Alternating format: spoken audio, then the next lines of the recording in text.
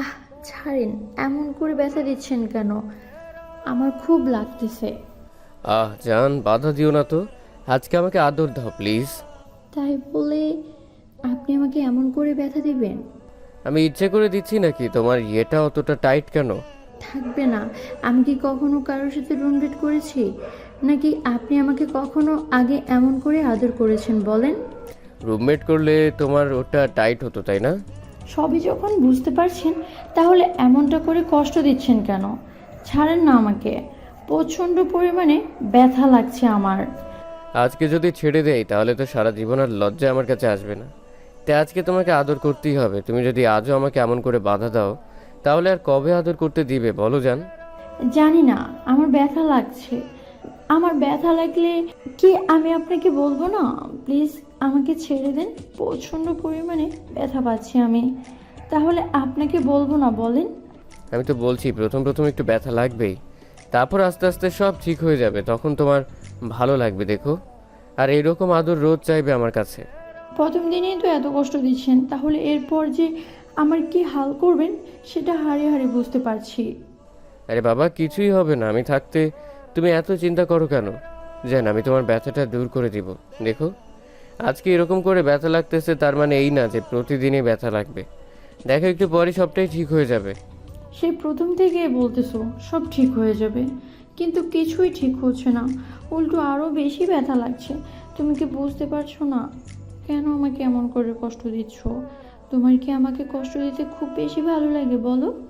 জান, আমি কি ইচ্ছে করে কষ্ট দিচ্ছি নাকি? তোমাকে বলছি একটু ধৈর্য ধরো। একটু আমাকে বুকের সাথে শক্ত করে জড়িয়ে ধরে রাখো। দেখো, আদর করলে তোমারও ভালো লাগবে। আজকে আদর করতে না দিলে কবে দিবে জান? বিয়ের আগে যখন তোমাকে বলেছি একটা বার তোমাকে কাছে পেতে ইচ্ছে করছে, তখন তুমি কি বলেছিলে? এখন আমাকে আদর করতে দিবে না, তাই তো? আমি তো বলেছিলাম তখন বিয়ের পর থেকে আদর করতে দেব।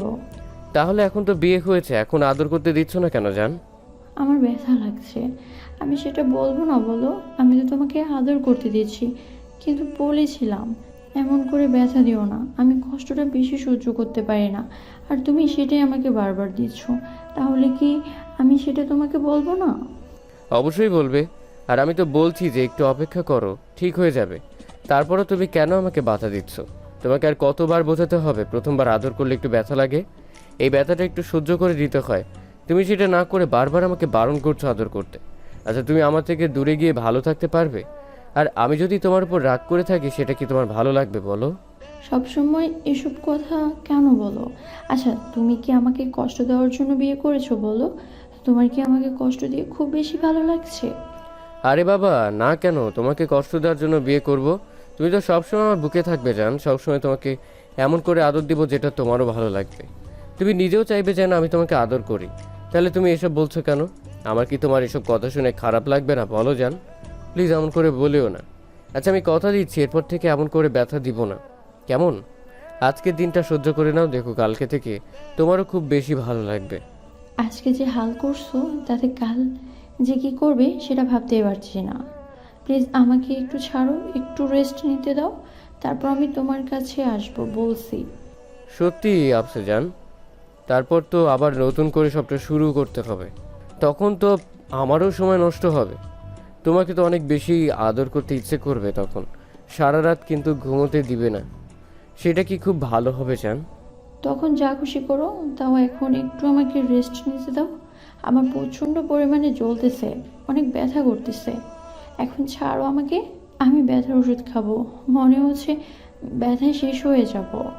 আরে বাবা, এমন কিছুই হয়নি। তোমার মনে হচ্ছে এমনটা, কিন্তু দেখো সব ঠিক হয়ে যাবে একটু পর। তারপর তোমারও ভালো লাগবে। তুমি কিন্তু ভুলেও আমার থেকে দূরে সরে থাকার চেষ্টা করবে না জান। তাহলে কিন্তু জোর করে তোমাকে আদর করবো, সেটা কি ভালো হবে বলো? রাফসান সাদিয়াকে ছেড়ে দিতে দিতে বলল কথাটা। সাদিয়া একটা রাগের দৃষ্টিতে ওর দিকে তাকিয়ে উঠে বসার চেষ্টা করল। সাদিয়ার প্রচণ্ড পরিমাণে শরীরে জ্বালা পোড়া আর ব্যথা করছে। এই প্রথম কোনো পুরুষের স্পর্শ পেল। সাদিয়া একটা ভেঞ্চি কেটে রাগের দৃষ্টিতে ওর দিকে তাকিয়ে বলতে লাগলো, লুচু বেটা, আমাকে মারার ধান্দা করছো তাই না? তো আমার কাছে আর কে আসবে শুনি? তুমি আমাকে জোর করে আদর করবে তো? আমি এখনই বাসায় চলে যাব, দেখি তারপর তুমি আমাকে কি করে আদর করো। তুমি আমাকে ছেড়ে দূরে থাকতে পারবে জান? তুমি আমাকে ভালোবাসো বলেই তো বিয়ে করেছিলে। এখন যদি তুমি আমাকে আদর করতে না দাও, আর আমি যদি অন্য কোনো মেয়ের কাছে গিয়ে আদরটা নেই, তখন কি তোমার ভালো লাগবে বউ? তোমার যা খুশি করো, তারপরও আমাকে এমন করে আদর করতে পারবে না। আমার কষ্ট হয় না বুঝি? আমার কষ্ট হলে আমি তোমাকে সেটা বলবো না, নাকি তোমার খারাপ লাগে তুমি বলতে না? তোমাকে তো বললাম আস্তে আস্তে আর খারাপ লাগবে না।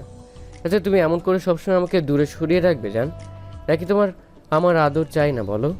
হ্যাঁ লাগবে, কিন্তু এমন করে কষ্ট দিলে আমি কখনো আর তোমাকে আদর করতে বলবো না। ফাজিল ফোলা একটা, ব্যথা দিয়ে আমাকে পুরো শেষ করে ফেলেছো।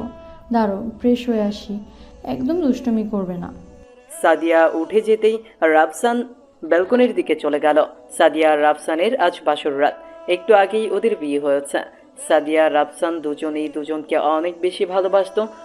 রাফসান বিয়ের আগে সাদিয়ার সাথে অবৈধ মেলামেশা করার চেষ্টা করলে সাদিয়া বিষয়টা বুঝতে পেরে ওকে দূরে সরিয়ে রাখে। রাফসান ওকে বিষয়টার জন্য বললে তখন সাদিয়া ওকে বলে বিয়ে করে নিতে, আর বিয়ের পর ওকে আদর করতে দিবে। রাফসানও খুব তাড়াতাড়ি একটা জবের ব্যবস্থা করে। যদিও ওদের নিজস্ব ব্যবসা আছে, তারপরেও রাফসান চায় না ওদের ব্যবসায় নিজেকে জড়াতে। তাই চাকরিটা পাবার পর রাফসান সাদিয়ার আব্বু আম্মুর সামনে দাঁড়াতেই সাদিয়ার আব্বু আম্মু আর বারণ করেনি, কারণ সাদিয়ার আব্বু আম্মু জানতো ওরা দুজন দুজনকে আগে থেকেই পছন্দ করত। তাই রাফসানের সাথে তাদের মেয়েকে বিয়ে দিতে রাজি হয়েছে। আজ 1 মাস পরে ওদের বিয়ে হয়েছে। বিয়ের সব কাজ শেষ হতেই রাফসান বাসর ঘরে আসে আর সাদিয়াকে কাছে টেনে নেওয়ার চেষ্টা করে। তারপর যখন রাফসান সাদিয়াকে আদর করতে আরম্ভ করে, তখন সাদিয়া অনেক বেশি ব্যথা পাচ্ছিল। তারপর ওদের মাঝে কি কথা হলো সেটা তো আপনারা জানতেই পারলেন। তো সাদিয়া ফ্রেশ হয়ে এসে দেখে রাফসান ব্যালকনিতে দাঁড়িয়ে আছে। সাদিয়ার অনেক খারাপ লাগছিল, তাই বেশ কিছুক্ষণ রেস্ট নিতেই সব ঠিক হয়ে গেল। তারপর সাদিয়ার মনে হলো আজকে ওদের বাসর রাত, আর ও এরকম করে সময় নষ্ট করছে। রাফসান হয়তো তখনকার কথাতে কষ্ট পেয়েছে। তখন সাদিয়া গিয়ে ব্যালকনিতে দাঁড়ালো। তারপর পেছন থেকে রাফসানকে শক্ত করে জড়িয়ে ধরলো আর বলল, বেবি ঘুমাবে না? অনেক রাত হয়েছে, চলো ঘুমিয়ে পড়ি। বাসরটাই ঠিক মতো করতে পারলাম না, তার আগেই তুমি আমাকে এমন করে ঘুমোতে বলছো। আচ্ছা, তোমার ঘুম পেলে তুমি গিয়ে ঘুমিয়ে পড়ো। তুমি কি ভেবেছো তোমাকে ছেড়ে আমি ঘুমাবো? কখনোই না। তুমি না গেলে আমি কি করে ঘুমাবো বলো শোনা? আমার তো তাড়াতাড়ি ঘুম আসবে না, তুমি গিয়ে ঘুমিয়ে পড়ো। বুঝতে পেরেছি, তখনকার কথার জন্য আমার বেবিটা প্রচণ্ড পরিমাণে রাগ করেছে, তাই না? কি করবো বলো? আমার তো প্রচণ্ড পরিমাণে ব্যথা লাগছিল, এই জন্য তোমাকে এমন করে দূরে সরিয়ে দিলাম। প্লিজ রাগ করে থেকো না শোনা। আরে বাবা না, আর তুমি কি ভাবছো আজকে আমাকে দূরে সরিয়ে দিলেই সবটা ঠিক হয়ে গেছে? কিচ্ছু ঠিক হয়নি, এরপরও তোমার ব্যথা লাগবে। আচ্ছা তাই? আচ্ছা ঠিক আছে বেবি, তুমি এখনই আবার আদর করবে, তাও এমনভাবে মন খারাপ করে থেকো না প্লিজ জান। কিন্তু তোমার তো ব্যথা লাগবে, যেটা তুমি সহ্য করতে পারো না। লাগলে লাগবে, সেটা তো তুমিই দিবে। এখন চলো, আমাকে কোলে নিয়ে চলো। রাফসান কোনো কথা বলছে না, তাই সাদিয়া রাফসানের মুখটা নিজের ঘুরিয়ে রাফসানের ঠোঁট জোড়ায় ঠোঁট লাগিয়ে দিল। প্রথমে রাফসান রেসপন্স না করলেও সাদিয়া নিচে রাফসানের হাতগুলো নিয়ে কোমরে রাখল। তারপরেও যখন রাফসান কোনো সাড়া দিচ্ছিল না, তখন সাদিয়া রাফসানের ঠোঁট জোড়া ছেড়ে দিয়ে রাগী দৃষ্টিতে ওর দিকে তাকিয়ে রইল। তারপর হুট করেই সাদিয়া বুকের উপর থেকে শাড়ির আঁচলটা ফেলে দিয়ে রাফসানকে বুকের মাঝে শক্ত করে আঁকড়ে ধরল। রাফসানের গরম নিঃশ্বাস সাদিয়ার বুকে পড়তেই ও আরো ব্যাপরোয়া হয়ে উঠল আর রাফসানের চুলগুলো শক্ত করে খামচে ধরল। সাদিয়ার বুকটা ঘন ঘন উঠানামা করছে, আর সেটা কিসের জন্য রাফসানের বুঝতে আর বাকি রইল না। রাফসান একটা মুচকে হাসি দিয়ে সাদিয়ার বুকের ওপরে কিস করল। সাথে সাথে সাদিয়া চোখ মুখ বন্ধ করে নিল আর রাফসানকে বলতে লাগলো, আদর দিবা কিনা বলো, নাকি আমি এখন কান্না করব? এমন করে দুষ্টুমি না করে আদর করলেই তো পারো। সাদিয়ার কথা শুনেই রাফসান একটা মুচকে হাসি দিয়ে ওকে কোলে উঠিয়ে নিল। তারপর বিছানার দিকে যেতে লাগলো।